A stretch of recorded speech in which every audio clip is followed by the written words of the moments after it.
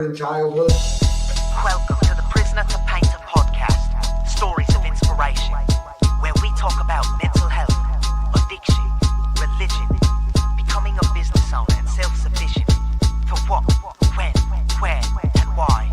Join us and we can be your local hope dealer. Inspiration and dedication. I came a long way from sleeping in them pages. I got my life back. I feel amazing. Life's a book, don't get stuck on sad pages. Rainy days with no money. Hard work leads to days that are sunny. Looking back, it was all needed. The problems, the pain, the trauma, the grieving. You are now tuned in to the prisoner to painter. Prisoner to painter. Hard work, dedication. Rainy days, inspiration. Prisoner to painter. Trial and error. I get it. There we go. We're probably ready on that one. Yep, you're live. Perfect. Welcome to the Prisoner to Painter podcast. I'm Nathan McDermott. And I am Katie McDermott. And today joining us at the table is Greg O'Connor. How are you doing today, Greg? Doing good. Man, thank you for coming on. I know we had a little scheduling typho earlier on, but I'm glad. Whatever. Everything works out for a reason. It does. So, It does. But thank you for coming on. Normally I just jump right into asking questions and then we go, conversate from there or whatever. But normally I start in childhood and I say all that. Just what is your earliest childhood memory? Wow. I think my earliest childhood memory would be as a kid, as a little baby. Like I actually remember like my mother being on a train with her. I was born in Chicago, so Okay. I remember, and she was from here, and my dad was from Chicago. So I remember going on a train with my older sister and my mother, and we were either heading back to Michigan or we were going to one of the two ways, and that seems to be like the earliest memory I have. Right on. So, yeah. Yeah, that's cool that you can remember back that far, man. Some people, I in my whole life, I have been one of the people ask me, how do you have such a great memory? Because I'll remember things of when we did something just like that conversation we were having earlier. And I'll remember something and they're like, how do you have, I don't know. I just, I've always had a good memory and good and bad. Because there's some things, you tend to want to forget that I remember. So, yeah. Man, and what's so good about your memory that caught me off guard, so a lot of people remember things, but you're talking like down to fall of 2019. I'm like, that's damn good memory. Yeah. Well, it's kind of I tend to, like I said, bad or good things. I tend to always put things, events or things with something else, and so that's how I remember things. Like I said, the conversation we had when we were talking on the phone. I just remember. At around that time was shortly, after I worked at with you out to Trips Auto Body. So I just tend to put things with that. So like I said, unfortunately, there's a good and a bad to it. There's things I would like to remember that I don't. I tend to remember. I have a lot of knowledge of things I probably don't need to remember. Yeah. Hey, it's funny you say that, Katie. She'll point out, I'll remember the most minute little stuff that doesn't matter. But then when it's something important, I'm like, I can't. I was like, that was 3 weeks ago. I'm like, that was 2.5 years ago. Yeah, right. Man. Yeah, most people ask me for things. You remember? He'll know when it is. Yeah, you remember when this was? And now, so. Yeah. Well, so just to get an idea of what childhood was like, I still got plenty of questions. But what was a normal day like for you as a kid? Like wake up, eat breakfast, go to school, or what was a normal day like? Wow, man. So growing up, it was just me, my two sisters, and my mother. Okay. Like I said, we moved a lot. I lived in we lived in Jackson. I remember living in Jackson as a kid, going to public schools, and then my mom, she wanted out to having issues and stuff. So then she wanted to move us out to the Spring Arbor area so we could go to better schools, out there. But I have a lot of memories as a kid. I mean. When people say I remember going to Head Start, and I remember the winter, and they say the winter of '78. I remember, looking outside and just seeing the snow up to the windows and telling my mom, I was like, Mom, there's army men outside, but it was like I think it was like the National Guard or something. Oh, because how bad But yeah, because everyone was snowed in, Oh, shit. and you couldn't move. So, Wow. but I have a lot of matter of fact, one of my fondest memories wasn't a great one, but I remember being in a Head Start and an ambulance coming. It was we were in you want to call it gym or whatever it was, but they had us in this gymnasium riding Power Wheels and stuff. And I remember being so happy because that first time I could get on one of the breathing machines, and I get on it, and then the door fly up, and then this nurse comes and picks me up off it. And I remember she had the little paper hat on back then. And this was when Mercy Hospital was there, and they rushed me to the hospital in the back of, I think the ambulance was like an old station wagon, and they rushed me to the hospital. Because my mother woke up and found that I had ate like the whole bottle of Flintstone vitamins. Oh, yeah, it was like kids. So they rushed me to the hospital and pumped my stomach, and that's the memory I had. Like I said, as a kid that I wish I could forget. But yeah, just a lot of. We didn't have a lot. Growing up, my mother, it was just my mother. She didn't work. She got state aid. And it was me and we always had a roof over our head. We had, clean clothes, but we didn't have a lot. It wasn't until like my father and my grandparents, they had money. So like half the year I would live really poor. Okay. And the other half the year I would have like stuff, nice. And go to fancy restaurants. So it was like crazy to, because then it was like, a lot of times I hated to come back home because it's like I gotta go back to living, poor. Not have a lot. And then when I got to go with them, I got to experience what wealthy people or people with money got to experience. Yeah. So I had nice things, but my mother, she was, she married a bunch of times, and it wasn't until the guy she'd been married to now for a long time she found somebody that, actually treated her right. So and that's why like I've always I would say went through when it comes to like I take pride in like I've never put my hands on a woman, and very protective woman, because I would watch my mother get beat, and so I remember as a little kid fighting some of these grown men, standing up protecting her, fighting grown men, and so because of that, like I'm really sensitive to that. I don't like to see women cry. I don't like to see people abuse, because I've seen what she went through, and so being very protective of her. So there was some, one of the things that I definitely pride myself on. Gotcha. It's definitely seeing her go through a lot. So me and my mother are really close, so I think because of a lot of that. Gotcha. So this might jump forward a little bit, but kind of stay where we are. But I'm just curious. So you said that you were having some hard times and your mom moved you around. Just a question, and me and you already know the answer, but I'm still going to ask you. Yeah. Moving a kid that's having troubles doesn't normally help them. Like change your person, places, and things. I get that. Like they teach you that in AA. But do you think being moved at a young age, like do you think that helped or became harder on you? I don't know. Look, I would say in the long run it was better, but I got because of that I got held back a year to third grade, because when you take a child from a school district of Jackson, I hate to say it, but Jackson schools, we're so overwhelmed with the teachers to a smaller Spring Arbor, to another school where so I was behind. So I got held back a year. Well, and the curriculum's probably higher there too. Oh, most definitely. So I was way behind. So at the beginning, it's harder. I would say it's harder on the kid as far as because you got to make new friends. You got to it's different. It's hard to struggle. But I would say in the end, it's definitely better because, like I said, like you said, harder curriculum. So I was able to get more one-on-one with a teacher with less classroom, smaller classroom. Right on. So that was a benefit for sure. Yeah, that man. Who was the most influential person in your childhood? Person you looked up to the most? By far, my grandfather. Awesome. My grandfather was I'd just say my grandparents in general.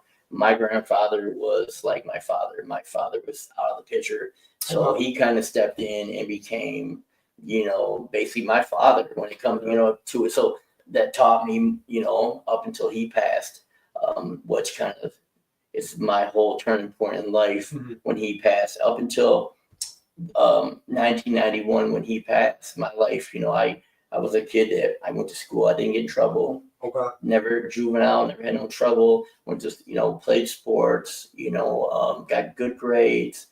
And I did a lot of that, to please him as well. Mhm. So that was actually the turning point to my story is of 1991 when I had, was a really good, played sports and was really good in this county.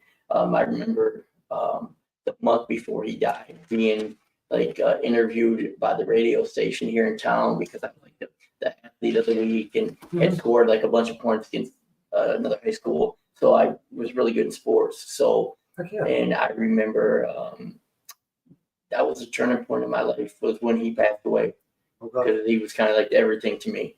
And that's where my story in my life went from, all these great things, Yep. to the next, 30 some years of struggles and addiction and incarcerations and so when people ask me, what was the change, I know exactly what the date, what I mean, I know the month and the year that it all changed from me, Okay. and that was then. Gotcha. What sports did you play? I played basketball, I played football. Yeah, I played a lot growing up, but then as I got older, I got better. I went from, then I had quit football. They actually made me quit because they didn't want me to get hurt. So I just played basketball and golf because I had got so good at basketball. Was traveling around. I remember playing against Chris Webber at AAU. Yeah, at AAU. I played against a lot of people that end up going pro in tournaments and stuff that I got to be in. So, yeah. Cool, man. Yeah. So, Oh yeah. Well, so we'll fast forward a little bit because because we got to where you said the turning point was. But before we get there, just a couple questions that I wanted to ask is what was your favorite subject in school, and who was your favorite teacher? my favorite subject was probably phys ed. Okay. Hey, it counts. Yeah, probably phys ed. Looking back now, it'd be history. I love history. Okay. I love any movie that has to do with history. I don't know where that came from, but I didn't love it growing up as a kid. I just wanted to play sports, chase girls and play sports. That was it, man. I didn't care about nothing else because I wasn't into the drink and the drugs back, in school. Matter of fact, that never took place until I was an adult. I mean, my first drink I remember as a kid was my grandfather had a beer, and I remember he thought it was funny. I took a drink, and my mother and my aunts were around because it was one of the family get-togethers. Yeah. And I took a drink, and I was like, "Oh man, this is disgusting." Yeah. And and then never to this day at 51, I've never smoked anything my entire life. Not even tried it. Never tried cigarettes, weed, nothing. No. Never tried to smoke anything. No. Nice. So yes, that's but like I said, yeah, I just remember that fine moment when my grandfather drank and the first beer I had. So That's fun. I mean, looking back, it's fun. Like clearly, yeah, to think about it now, like I miss all a lot of the family things. My family isn't as tight. My mother's side, well, they're older. Like I said, my mother's a baby and she's gonna be 70 this year. Oh wow. Okay. Yeah, so but I remember I met that's the thing from having a lot of aunts and uncles and big family thing. But then when my grandfather, my mother's dad died as well, we kind of lost a lot of that stuff as a kid, So yeah, it's unfortunate. When my uncle my uncle Joe just passed, but before that, when my uncle Tom passed, he was like the glue that held us together. So it's like once he passed, it's like, well, no more Christmas really, no more Thanksgiving. That there was nothing else anymore. Yeah, it sucked. And then my grandma took it over. It became my grandma, but she passed at 94. Wow, which I can't believe. She was 94, but she died right as COVID started. She had passed away, but she kind of for her, she kind of took it over, but it wasn't the same. Yeah. You know what I mean? Yeah. So so that's how my other grandfather, me and him got really close because this one had passed, and so then I was looking for. I always looked towards male figures, role models. As a kid, you kind of boys do. So like I said, my grandfather, he was that for me most definitely. Gotcha. So so before we talked about that and the turning point, it's funny. I was going to say this out loud. It's funny because in my notes, because the trouble you got in, I asked any juvie, anything, and you already answered that. So I think that's unique that there was no trouble younger, really. I mean, that normally isn't a thing in our stories. So that. Yeah, it's kind of crazy. You know, I just wasn't one of them kids. Like obviously I come from a different generation, you know, at my age. I mean, you didn't like nowadays it's crazy. Like the things that we would have never thought about doing, like even going to another kid's house, like I wouldn't dare like go in if their parents didn't say we could do it. I wouldn't dare go in to get my butt whipped, and or it was just one of them things, man. I didn't have them, I could say, and characteristics about me or character defects where some of the things I would have did back then, I would say I was somewhat to a follower as a kid. You want to be liked and stuff, but there are some things that you just wouldn't do. I wasn't going to do, and so I just never went down them roads, of getting in trouble. Like I said, I was a good kid, went to school, listened to my mother, and just played sports. So didn't go that way. Well, so normal childhood, what it sounds like. So which is good. I mean, that's absolutely a good thing. Yeah, I would say I had a somewhat of a normal childhood. Like I said, it was pretty rough. I mean, from moving in my mother was married quite a few times, and to not the nicest of guys. Like I said, at a young age, I remember fighting grown men, trying to, and it didn't quite win until I got old enough where that I put a stop for sure to that. But a lot of moving around and stuff. But like I said, we lived a certain year with my mother, and then I would get to go do certain things with my grandparents. Gotcha. So it kind of kept me grounded, from not wanting to make maybe choice that other kids make. And my mother involved me in everything. She could sign me up from Boy Scouts to we went to church on the weekend, Wednesday night, Sundays, to playing all the sports. She made sure that I was gonna, we were gonna do good and have some stuff, even though we didn't have no money. We were very poor, but I was very involved in a lot of things. Hey, good things. You can't beat that. Yeah, you can't beat that. That's awesome. So before we talk about your grandpa dying and that change of events, I want to ask you one thing before that. What was your biggest fear as a kid? My biggest fear, that's a tough one, but I don't really, I don't know. I guess never having, being poor and my fear was I was never going to have nothing. We was going to be poor and I was never going to really have nothing. That was probably one of my biggest fears. But there was a lot of events that has happened in my lifetime that I haven't touched on, and I don't really talk about it a lot.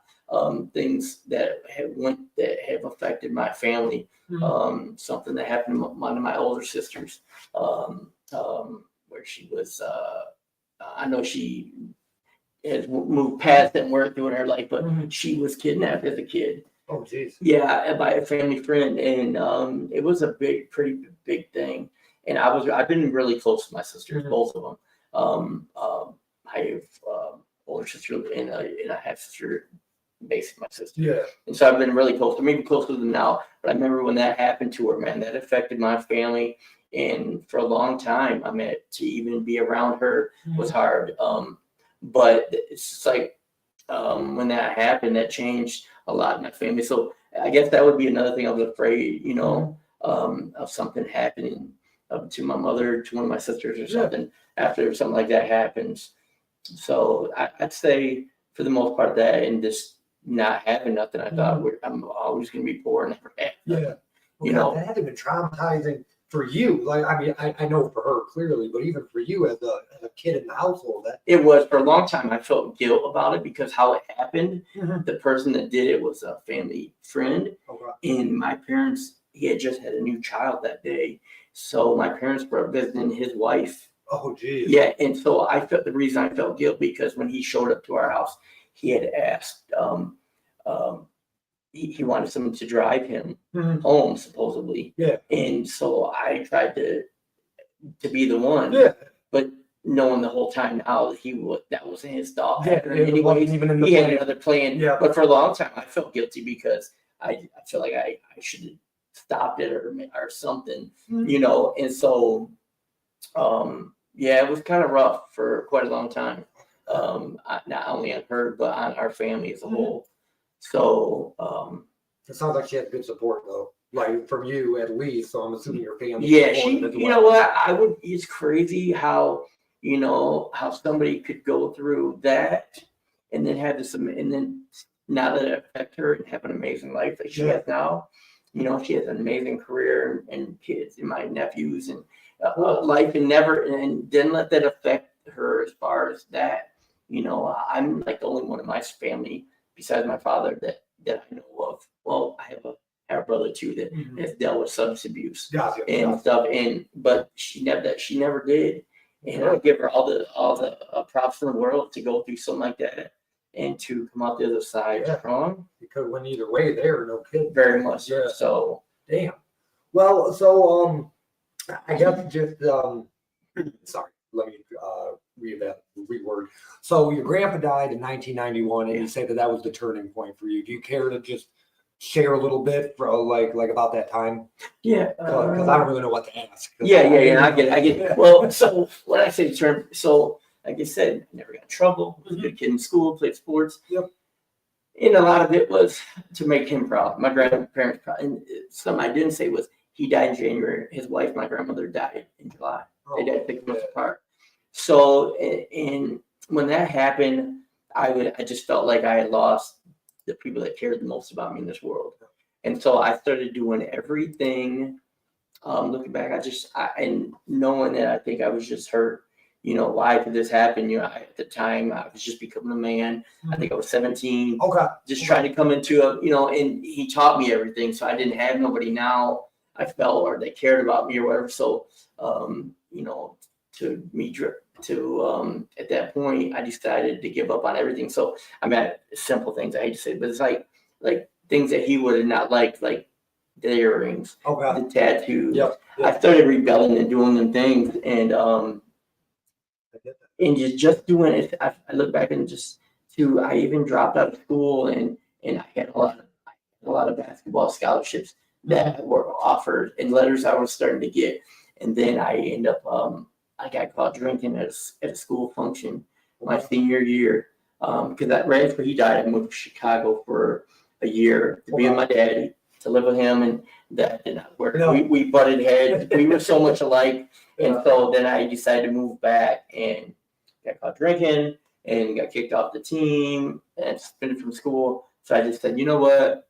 I'm done with all this. I decided at that point, I'm just going to be the biggest hellion you can, and create trouble. Still never thought it would be drugs and alcohol that I would go to. And matter of fact, from the first drink as a child with my grandfather until my sister had got married that same summer of 91 after he had died. And I drank for the first time, really drank. Yeah. And I remember feeling like, oh, this is amazing. I don't have to worry about none of this pain I'm going through, anything I went through. And that was the start of it. That's where it all turned for me. And from there till this past year, I spent the next 30-some years. I always say when people ask me my story, I always start with, like I told you earlier, 30 years of drugs and alcohol addiction, hardcore drug and alcohol addiction, more than a dozen rehab stays, more than a dozen mental health hospital stays, and God knows how many jail events and things I went through. And if I can get sober, I tell people that anybody on this earth can get sober if you can go through all the things, because there's not too many things that somebody could go through that I haven't run through in this life. So, like I said, at that moment on, the next 34 years or better, I went through this addiction from everything. Gotcha. So this podcast is specifically about your story and spreading inspiration. So I say that because I started in childhood. I learned a little bit about you, then go through what's bad, and then what it's like now. Sure. Just because exactly what you said, you can do it. anybody listening can do it too. I mean, I can do it, you can do it. I'd like to add though that you got to do it for yourself. You can't do it for somebody else. Yeah. Because if you don't really want it, it's not gonna happen. I agree, but sometimes it's whatever gets you there, right? Right. So if somebody wants to do it for their children or whatever, I say initially I don't think it matters to me because but somewhere along the lines it has to be about you. It's got to turn. It's got to 100% be about you because if it was about willpower or it was about another person, like I said, I have 4 amazing kids, and if that I love to death, but if it would have been about anything else, I would have did it a long time ago. Yeah. So it's definitely, you're right. It's definitely 100% got to be about you and you want your change. But I think initially, man, whatever kind of could get you there to start that change, is fine. Yeah, no, I agree completely. You know what I mean? So I just wanted to be, because I think we got through your childhood pretty decent. So just if I can recap, it sounds like you had a pretty good childhood, or decent, poor at mom and dad, or at mom's, decent at dad's. Sounds like you played sports, basketball, had to give up football to keep playing basketball. So, but where we got, and I just want to make sure that I heard this right. Yeah. So 17 is when your grandpa passes. So you didn't graduate high school. Did you have a normal high school experience, or is that when you started drinking? Like I admit, I went through all. Like I said, I had up until he had passed. I lived here, went to school here. Yeah. Moved to my dad's in Chicago for a year, and then moved back. But yeah, high school is all the same. Gotcha. Normal high school. Okay. And I dropped out, but I ended up going back and finishing. Okay. Cool. I got a GED. I think like a year or two after I would have graduated. Gotcha. So Drop out at 17, and you go back. Great, but that's when Grandpa dies. How old were you, or did you have a job at this time? And how old were you when you first went to jail or rehab? No. So I can remember. So job-wise, like my first actual job, and I want to think a lot of people had this, was McDonald's. Yeah. My first job was McDonald's, and it's crazy because I tell people now, I don't want to say kids, but people that have these jobs starting off making this really good money. My initial pay, I think, was $3.85 an hour. It was like minimum wage.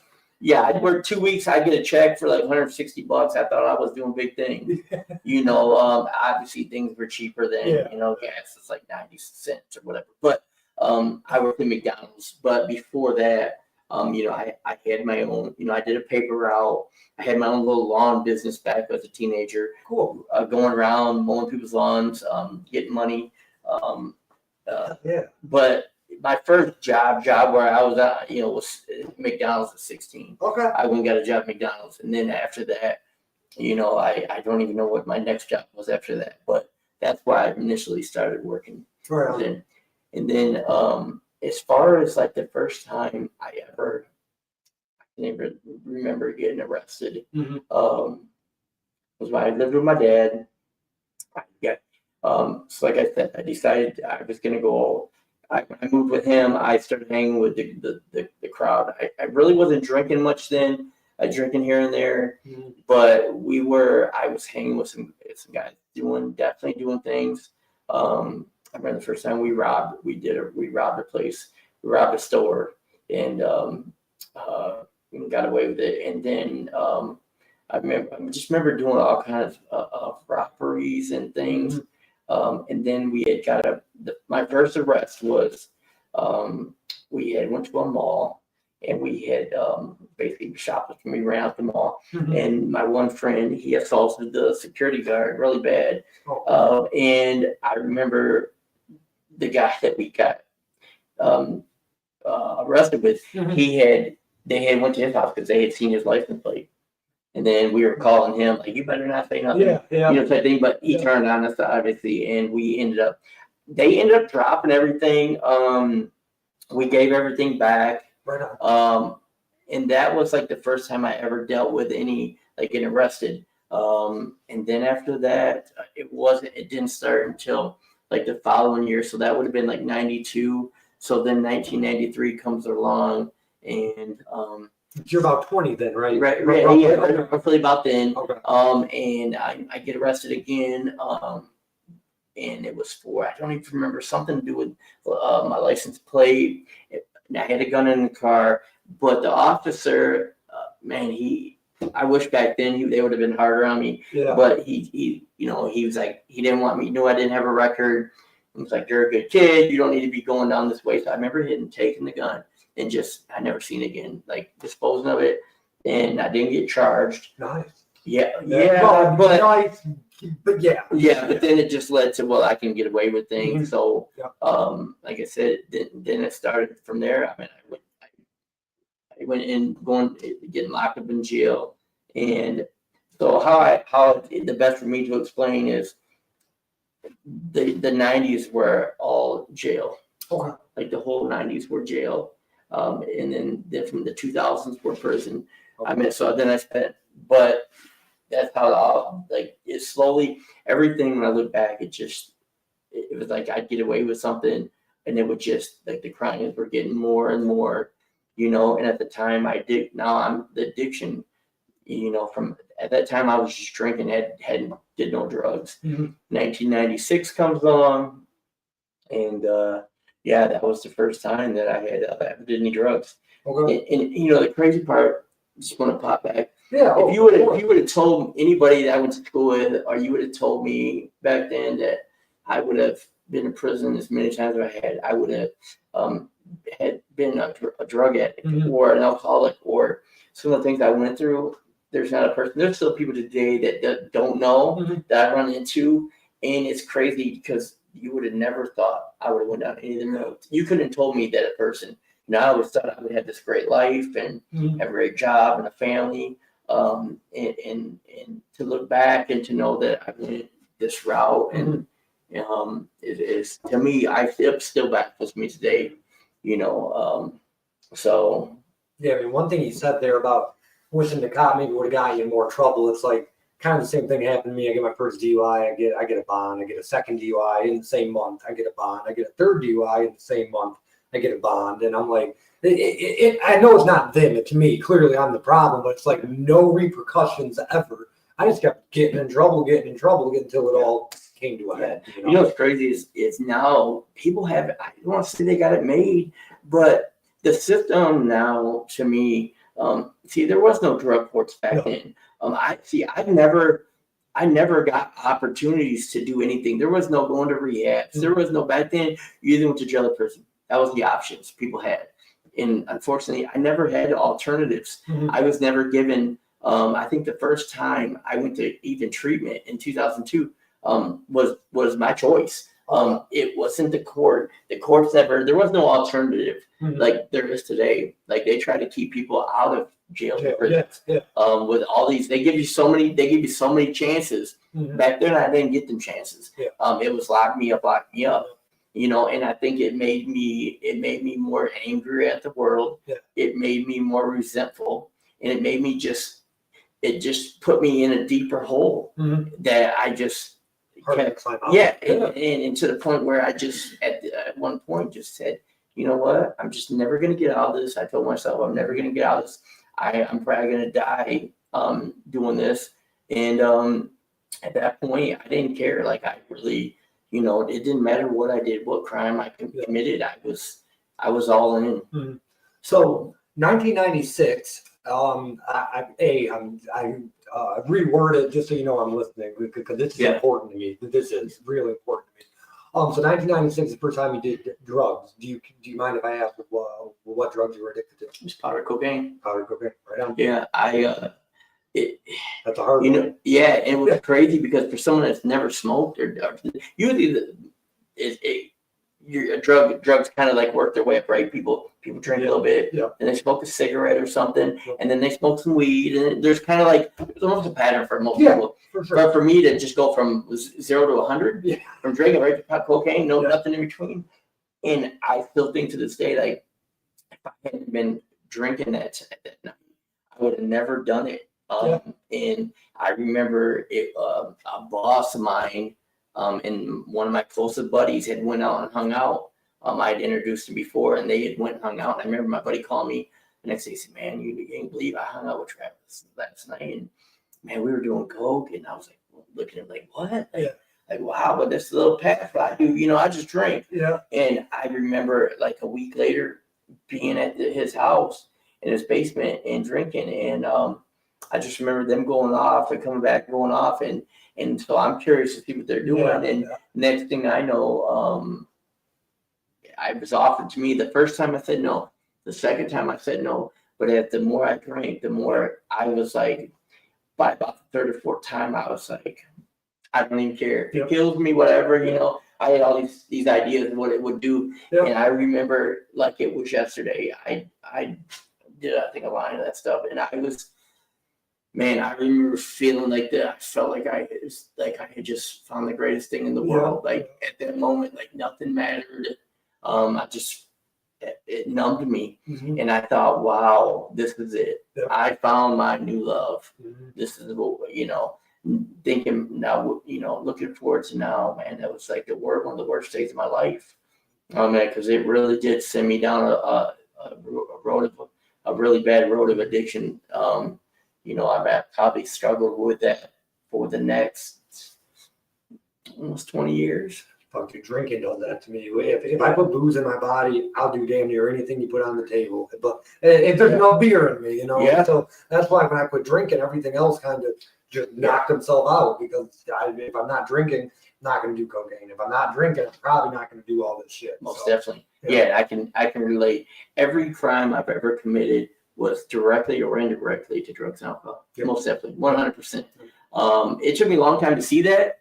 I thought it was just situations. I just was unlucky. Yeah. Whatever. I just, whatever. I was unlucky, or it was him or her. Yeah. Someone told on me or whatever. Yeah. But at the end of it, it just, it just took me in a place. It took me down a road that I would have never, I had goals and things, and it stole that, robbed every one of them. Yeah. Because once again, that's my first child was born in 1995. And it took me, I always said I'm going to be a parent unlike my father. I'm going to be there present. And in the beginning, like, so my older children, they got to experience some of that, because, I'm just fresh into it. So my daughter was born in 95. My son was born in 98. Okay. And then my next two were 2000, 2002.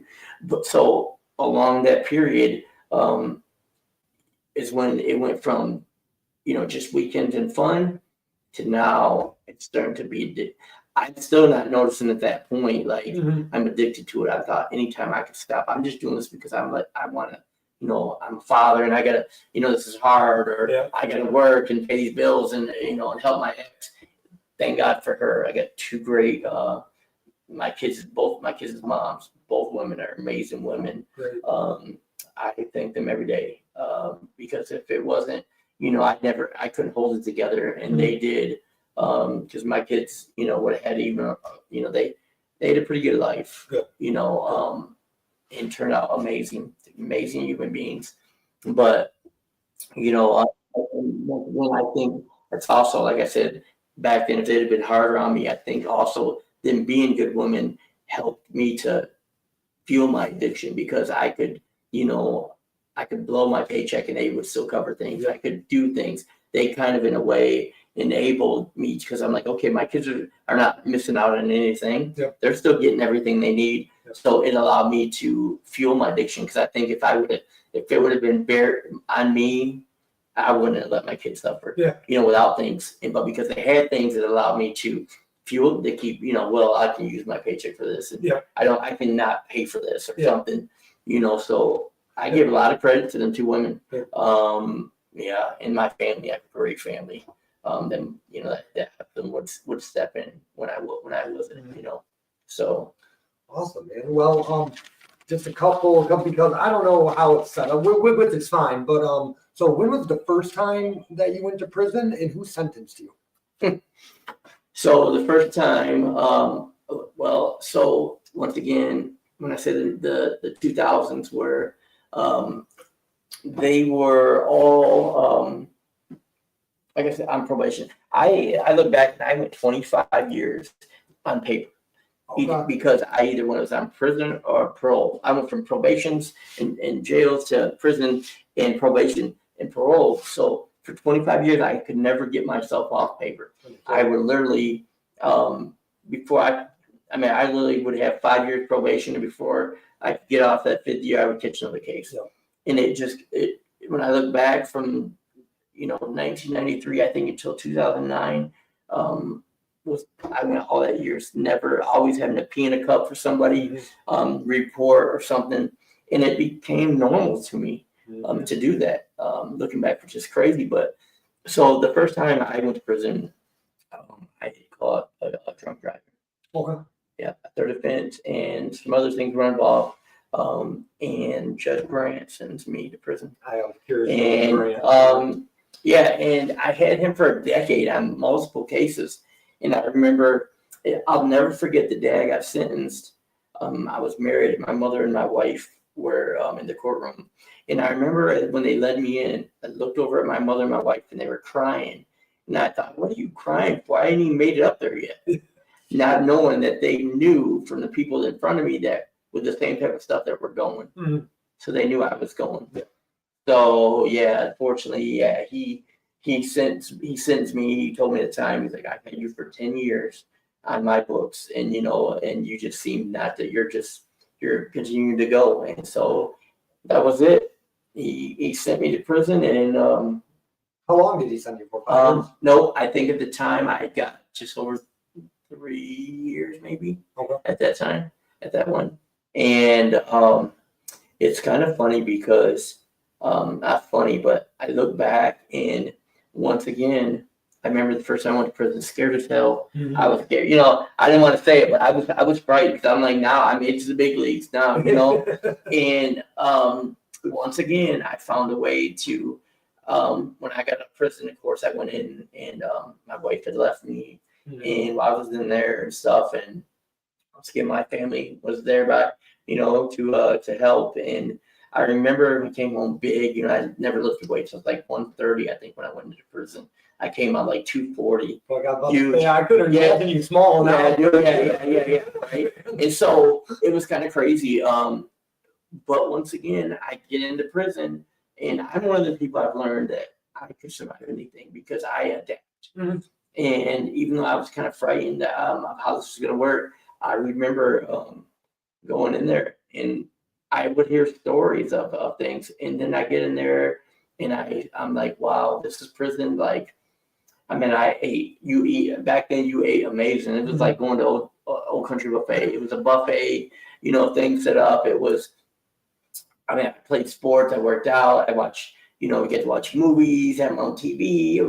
I was like, wow, this is it. This is prison. Yeah. Are you kidding me? I was like, this ain't nothing. This ain't shit. So in my mind, I'm thinking. So unfortunately, once again, that was not a good thing for me because I went in, and then when I got out, I didn't last. Probably a few months, I'm back using again. And I remember thinking to myself, and my thought pattern was if this is the worst thing that can happen, that was easy. And which was obviously the dumbest. But I would thought so. I remember I don't remember what I went to do. I think I was selling drugs at that point. And I remember thinking to myself, like, I can get away with this. Because if I get caught, the worst that could happen is this. Yeah. And that ain't nothing. I can handle that. Yeah. Well, it definitely happened again. Which led to the next, 15, 20 years of incarcerations in prison. Because that same thought pattern. But I will say this, each time it started to get harder. Because now I'm starting to things that matter. I'm starting to lose. My kids are starting to get older, and now it's not my thought pattern. It started to get way different. Now wasn't fun no more. It wasn't fun to go to prison and work out and just do that. And now I'm starting to that start over was harder and harder. And that's been my hardest thing was part of the reason that, I got to the end of my ropes and decided to change all that was because I didn't know if I could do it again. I didn't know how many more startovers I had in me, or chances to not die from addiction. Because my addiction over the years went from cocaine to steroids and pain pills to heroin to methamphetamine, over 30 years. And in each phase got harder and harder. Each drug got harder and harder. Each start over got harder and harder. And so a couple of them phases was really rough on my family and me physically. Some of the things that I went through, like with the heroin and stuff, that was a rough phase.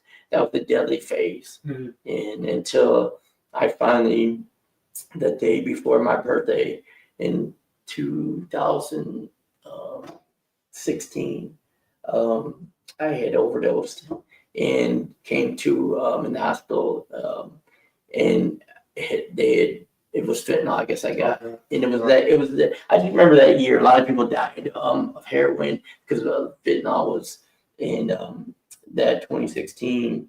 That was the last time I said I'll never do that again. Yeah, I mean, when if this little bit, like this $10 could kill me. And I remember when I wake up, the doctor was like, buddy, a couple more minutes, you weren't going to come out of this. And so I just if 240-pound man can be took down by a small little line of something, then anything could take me down. Yeah. And so at that point, I decided no more. Right on. Wasn't doing that no more. Yeah. So 2016 roughly, you said? Yeah. Okay. And we're at 2025. So, okay, well, so perfect. So we're getting towards the, I won't say the end, but, so where we are now. Yeah, well, so 2016 is that time. So we're in 2025. You got 4 years sober. So what happens between 2016 and 2020? Yeah, so then came the big monster, the big meth monster. And so so here comes along. I'm back in prison again. I got on parole in 2016. They gave me Cheryl Evans. I don't know. Everybody that's been on parole knows her name is like known everywhere. She was like the hardest. She was for no gain. Yeah, he was the one that went around at the bars and stuff and hidden bushes with disguises and so she was for no gain. So and it's funny because each time I'd get out and get a different parole officer, I would try to con them or play a certain game. But when I got hurt, I was like, my thought was, oh, they're done playing with me. They gave me someone I'm not gonna be at bullshit. But so I get out and I had her, and I went back to heroin a few times. Remember that was 2016. I got out. I relapsed at heroin 2 months out. I'd started working as soon as I got out of prison, and I lost my job at tech. And I just said, you know what, I'm done. So went back. So I overdosed. She didn't lock me up. She gave me a chance. So then I went to rehab. That's the first time when I started to get to know what AA was. Okay.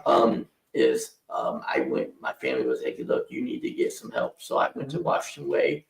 And while I'm there, I meet some people that come in from the outside to these meetings. And is that where you met Perry? That's where I met Perry. Me too. Met Perry and got me excited. Like that's the first time I really was involved. And so I get out that's when I got into the recovery community. Really started to really wrap myself. I was like, wow, I went to the Home of New Vision for their little after party one night. Really, to be honest, about chasing that girl. Yeah. I still to this day, she don't know it, but if it wasn't for her, I probably would have never went out on a limb, because I remember that Friday night they had an after party, and I remember I just got rehab that morning and thought, I know she's going to be there, so let me go there. Yeah. And I remember sitting outside talking about, I don't want to go in here. I don't want to go in here. And I remember going in, and then everyone being so accepting. Yeah. Then we went and bowled, and then I was like, oh, this is cool. There's people like me here. There's people that, wow. So I met a few friends that I'm still friends with. And so that got me hooked on that. Well, beginning of 17, I had I relapsed. Okay. But that's when meth came. But let me explain how this started. So in the 16, heroin, done with that, go to rehab, get out, doing all the meetings. Come the beginning of 17, I'm at the patrol office, out of all places. And I remember sitting there getting ready to see Cheryl, and I remember this guy coming in that I've known from the streets. And I remember seeing this car out there, and he had this new Charger. And I'm like, wow, and where do you get that? I'm thinking he's got a good job because he's on parole, and he's like, selling ice. And I'm like, is ice? I never heard of it. Yeah. And he's like, well, I was like, what is, so he's like, well, just call me when you leave here. So he called me. I call him when I leave there, and he shows up, and he's like, here, just take this. And I'm thinking, I'm like, okay, I'm not going to do this because I don't do this. I don't know about this. I'm doing these meetings. Sure enough, man, I called this girl that I knew that used to do it. And I told her, I was like, you be the guinea pig, you try it. Yeah. And she did it. And she's like, wow, this is like really strong. It's really good stuff. And I'm like, okay. So of course, I'm an addict. Yeah, so I used it, tried it. And I was like, there's, as I tell people, cocaine is here. Yeah. This is up here. This is on a whole other ball, a whole other monster. Yeah. And, it's crazy how, so that was the beginning of 17. I dropped 3 dirties, and she sends me back to a prison program. So I go back to prison. Basically, I'm in rehab in prison. I was just going to ask, why did you say it like that? Yeah, sure. So she basically sent me back to that program. It was in prison. So I went back to prison, but my parole still was going. So the only way to get back out was to finish the program. Okay. And if I don't fail, I'm going back to prison. Gotcha. So I finished. I get out the fall of 17.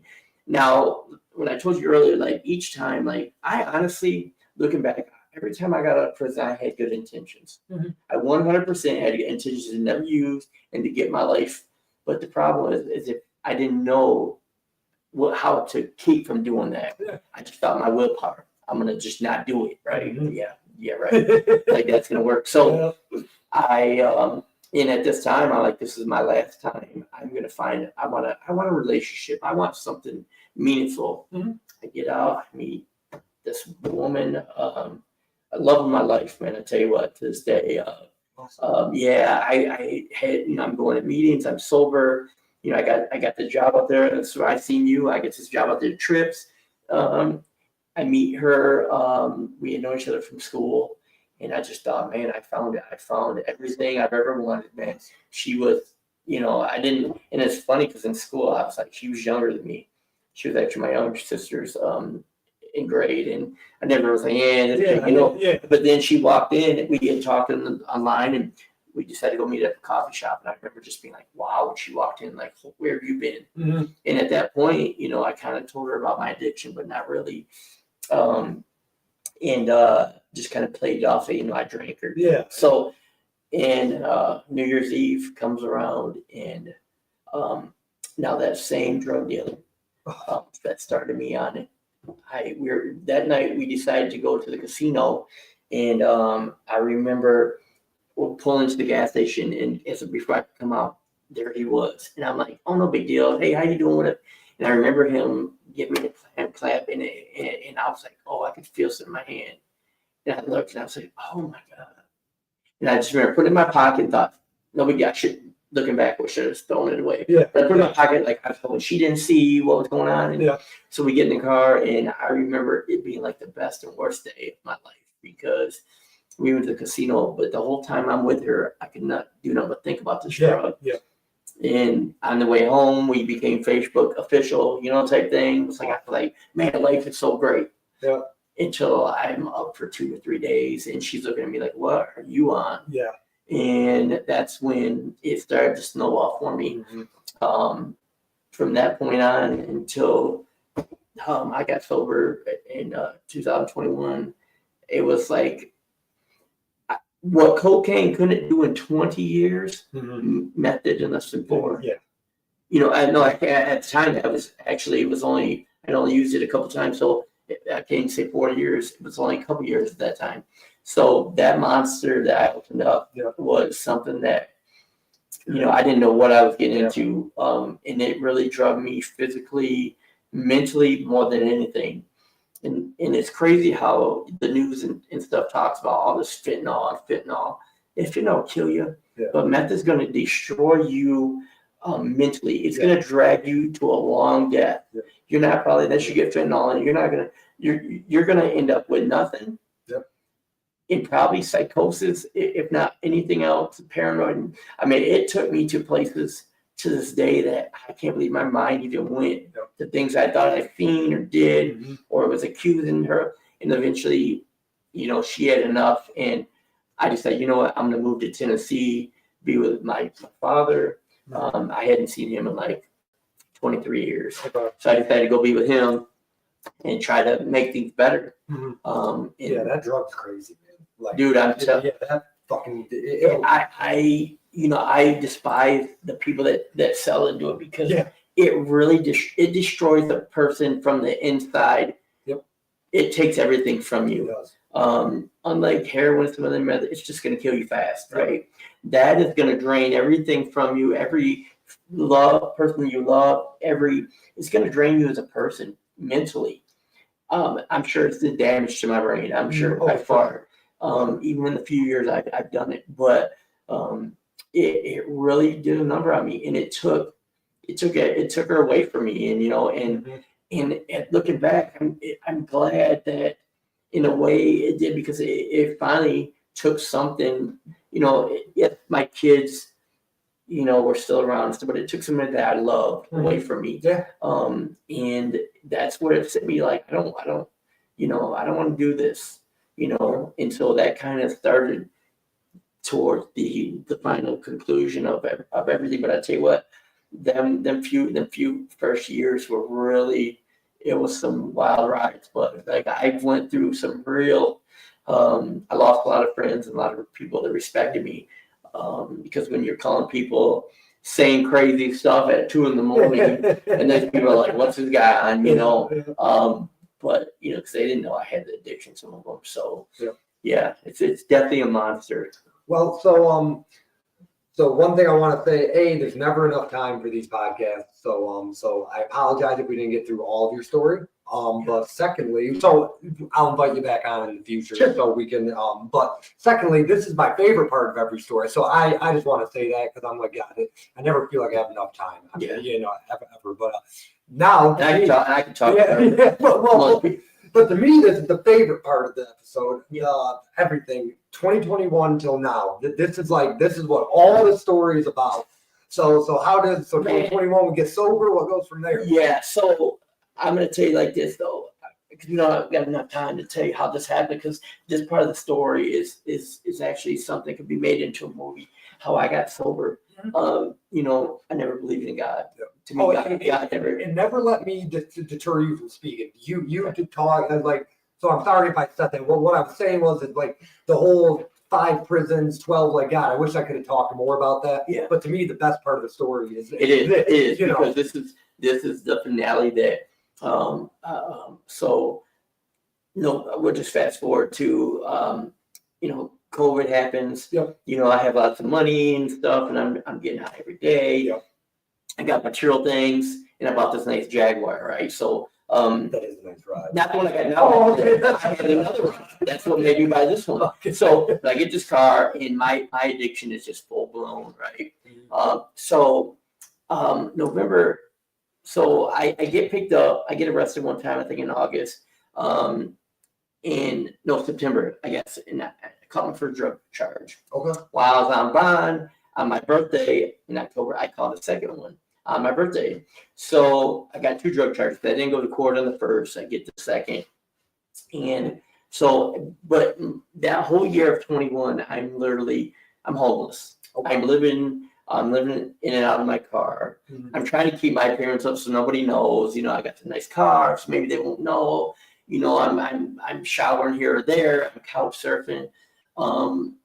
So November 4th comes around, and I remember I didn't have no money. I'm broke. I remember when I called my buddy. I said, "Look, you got drugs?" He's like, "Listen, if you take me around some places, I'll give you some money and some drugs." Okay, great.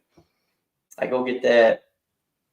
He gets me. I remember I just remember having like $20. And now let me put perspective of I've had the same outfit on for a week. Same hat, sweats, haven't changed, haven't showered. I got these steel toe boots on. All my belongings are basically in the back of this trunk of this car, this Jag. I remember I put some gas in the car. I go to my mother's house, and I said, you know what? I'm gonna go every day. I wash this car. I literally washed it every day because it was my thought was if I'm gonna at least have something, I'm gonna at least try to take care of it. Yeah. So I remember this is where it all starts. I had $4. I go to this car wash, and I put $2 in to wash it. So I'm starting to spray it off, and I remember looking into the car, and I see this big ball of meth, and I'm sitting there and I'm spraying it. And at this moment, I remember I've been up for days. I haven't showered in a week, and I'm thinking to myself, man, I can't believe I'm mad at myself. Like, why am I spending I got $2 left in my name. Yeah. Why am I spending this money cleaning this effing car? Yeah. And so all of a sudden, I start thinking, man, I start getting emotional. I start thinking, as I'm walking around the car spraying, I'm thinking, I have no girlfriend. My kids don't want to do with me. Mind you, my kids didn't talk for 2 years. They wouldn't even return a message. Okay. No matter what holiday. So next thing I know, I'm thinking all these things. I got no job. I got no money. I got no girlfriend. I got none of this. Yeah. At this very moment, not in a voice, but I heard God speaking to me, and He was speaking in these thoughts. I gave you the kids. You didn't appreciate them. I took them back. You asked for the wife. I gave her to. I took them back.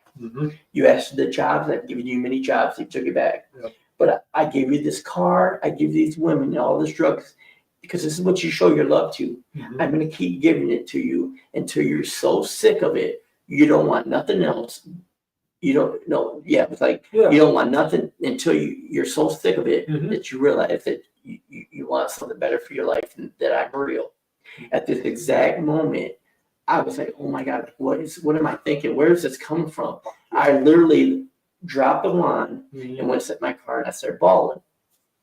I leave there, I go to my mom's. I remember like this, I'm sitting on her couch crying, and I'm crying. And she's like, what's wrong, son? And I'm like, God is real. And she's like, I know God is real, but what are you crying about? I said, God is real. I said, well, why? Well, I know that, but I said, well, you don't understand. I got to go. Yeah. Now, at this point, I'm like, I'm going to go get high because I don't know what's going on, where this is coming from.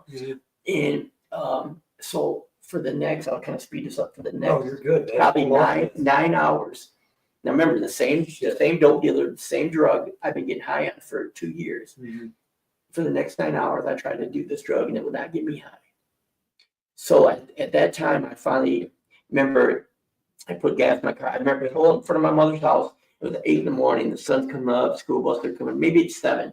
And I remember just going, I still got all this drugs. I'm going, God, you're not going to let me get high no more. You're going to make me deal with all my problems. How am I going to ever deal with this? So at that moment, I started walking around Jackson. I walked and walked and walked. At around 3 o'clock, I ended up walking back to my mother's house. And as soon as I walked down on the porch, she was coming out. She said, get out of here. I don't want you here. And I said, well, what? You're high. I don't want you here. I was like, what? No, God, I promise you I'm not high. I've been trying for the next 12 hours. It won't get me high. Yeah. But I didn't say it, but I said, I'm not high. I promise. No, I don't want you here going. I remember saying, I got nowhere to go. And I started crying. I was like, I got nowhere to go. She's like, I don't care. Leave. And at that moment, for the first time in my life, I wanted to end my life. I was like, I am so broken. God is not going to let me get high. I have to deal with all this chaos that I created, and I can't handle it. So I decided I'm going to go in her garage. I'm going to hang myself. And I walked down the steps and walked to the driveway, go through the gate. And when I get to the door, I unlock it. I hear her say, nope, you're coming with me. You're following me up to the gas station. You're following me up. She was like, you're following me up to the gas station, and I'm putting gas in your car, and you're getting out of here. So I thought about it. I said, I'll do this later. I was not going to go to the gas station. She pumps $10 in my tank. And then she says, I changed my mind. You're following me back to my house. I'm calling the bondsman because I'm bound for these drug charges. And she's like, and you're getting picked up. And she said, I'm not doing this. I've had enough of this. So She pulls off at the stop sign there on Cooper, and then I see her lights go as she takes off. I'm sitting at this stop sign, and I'm bawling because I know I'm going back to end my life. Yep. And there's a car behind me, and I'm sitting there, and I'm just like, I can't believe this. I'm really gonna do this because I can't handle this. And it's too much. And I remember at this very moment, like I'm just bawling. And now this was Friday the 5th. Okay. And so I remember all of a sudden, right then, I heard that same voice again. And it was like, listen, if you want to go back and do this to yourself, I'm not going to stop you. This is not what I want for your life. But if this is what you choose, I won't stop you. But just know this will be the end. You'll never get another chance to do this over. Mm-hmm. But if you look up and you look to the left, and then I kept hearing, look up and look to the left. And I looked up to the left, and it said, there's a freeway right there. You get on that freeway, you go to the hospital in Chelsea where you've been before. There's people there that will help you. And at that exact moment, I stood there and I thought about it. I looked at the road to the house. I looked down there and I just said, fine. And I remember just turning the wheel and getting on the freeway. And as I get on the freeway, I remember the sun got really bright and warm. Now it's November, right? Yeah. I rolled the window down and I just felt this ease of like, okay, it's gonna be okay. And at that moment, I looked down at my gas gauge and I'm like, this says 26 miles to empty. Right then I passed a sign that says Chelsea, like 26 miles. So at my time, I'm sitting there going, and my thoughts are going, God, if I go there and I do this and it doesn't work, I can't get back. I'm stuck. And I remember just hearing, or just that thought again was, just keep going. This is going to work out. This is going to work out. So I said, okay. And I kept going. So now I get all the way to Chelsea. As I'm getting off the exit, I don't know if you've been there, it wraps around like this. As I'm wrapping around, it's saying 1 mile. Because it, I come to the I go through the light, get to the last light. I'm damn near can see the sign of the building. My car starts to so I stop into the floor and I go through the red light and almost hit this truck. As I pull up in there, it dies. And I remember the security guard, because I went and told him that you have to get my car sideways in the yard over there. I literally remember running I'm running for my life to the door. I dropped my phone. I picked it back up. I'm like, sweatpants falling off. I get to the door, and the lady, I remember she's like, can I help you? And I was like, I need help. My life is out of control. Please help me. And she does the little COVID thing. She says, well, sit here. You'll be next. And I remember she kept staring at me. And all of a sudden, when they called next, she said, no, I want you to wait. She went behind and talked to some lady with this folders and stuff. And to this day, I will tell you, I never gave them my name. To this day, I never told them any of my personal information. And to me, it was like when my car hit zero and I pulled in there, it was like, because that was the end of this journey and that life was going to be better. And I remember her calling me back, and all she said to me, she didn't ask my name. She said, so what's going to be different this time? And I'm bawling. And I said, what do you mean what's going to be different? She said, what's going to be different? You've been here before. And you went back. She said, what's going to be different? I said, I'm willing to do whatever it takes. And she said, okay. They took me back. They gave me some medicine to bring me down. And I remember I hadn't showered in a week. These steel-toe boots I got on, I had blisters so bad that they were bleeding. They had to cut my socks off me. Just because they were all just, they're mad into my feet. Yeah, I know that. And I remember that was it. That was the end. I stayed there 2 weeks. Now, mind you, I didn't tell nobody. Mm-hmm. So my family's wanted posters on Facebook and everywhere looking for me because I said, I have to do this. I told them, don't tell no one here. I need to get help. Mm-hmm. And I need not no one to know. I need to do this for me, like you said. Yeah. I stayed there about 2 weeks. I left. I came back. And when I got back, of course, they were like, oh, my God, where have you been? Yeah. The world's been looking for you. Someone actually spotted me and put a picture of my car and that knew my daughter, I guess, when they see pictures of me on Facebook. Mm-hmm. And so I told them, I said, listen, this is going to be different. I can't tell you what happened in this car wash, but something changed my life and I'll never use again. And they're like, okay. So I decided, you know what? even though I've been sober 2 weeks, I'm going to go to rehab. I need more time to myself. So I went to rehab. I get out of rehab and stayed sober.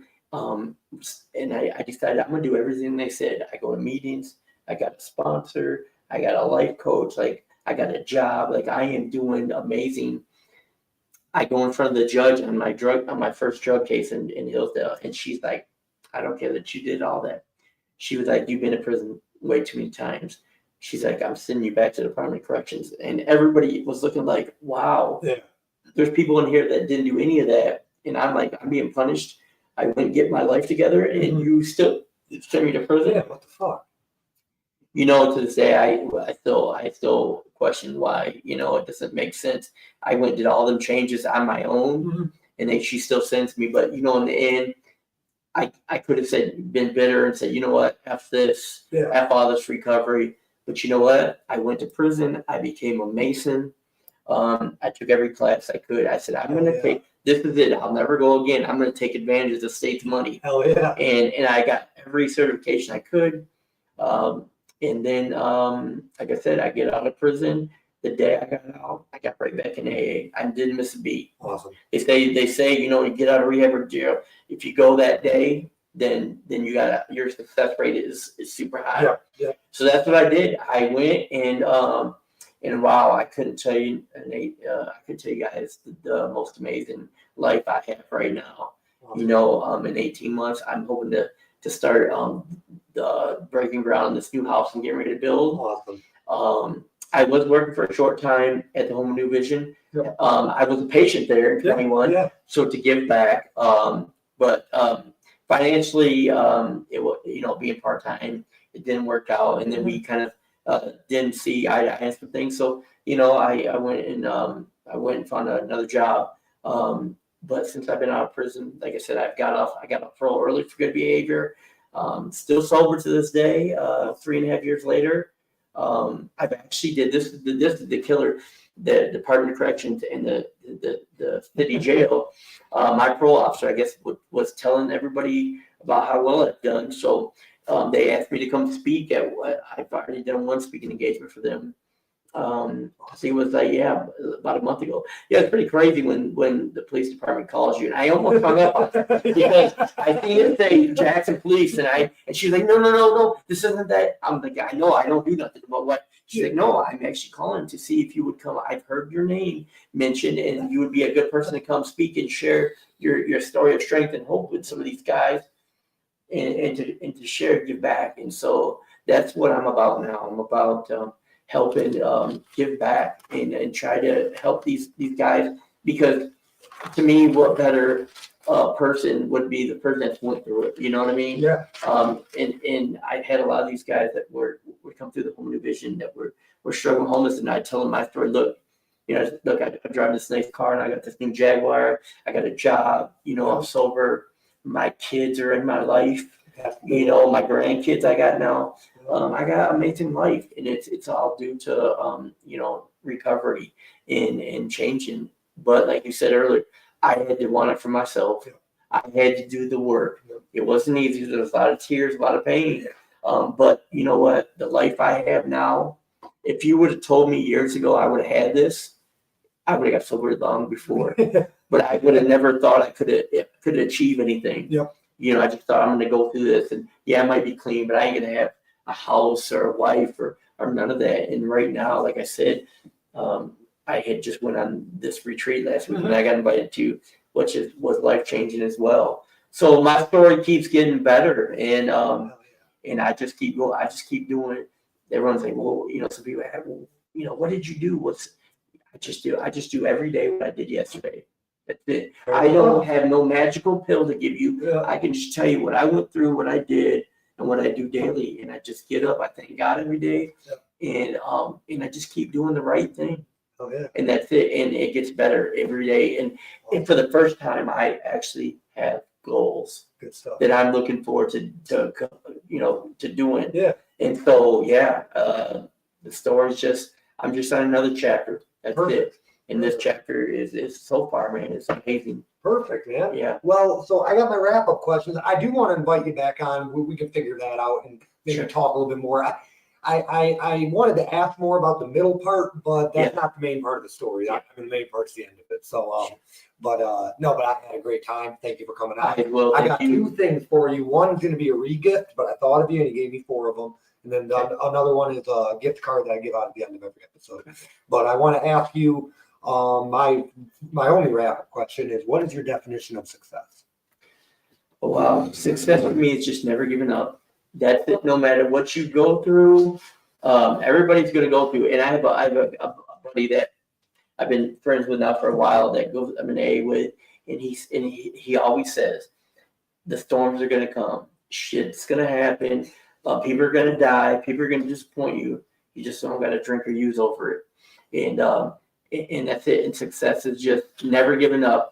As long as you get up and you keep fighting, you're never a failure. You're not, because you always, like in my case, I said, look, I mean, it's possible. If you don't give up, it will happen. Just don't quit. Like they say before, the miracle happens. And it's true.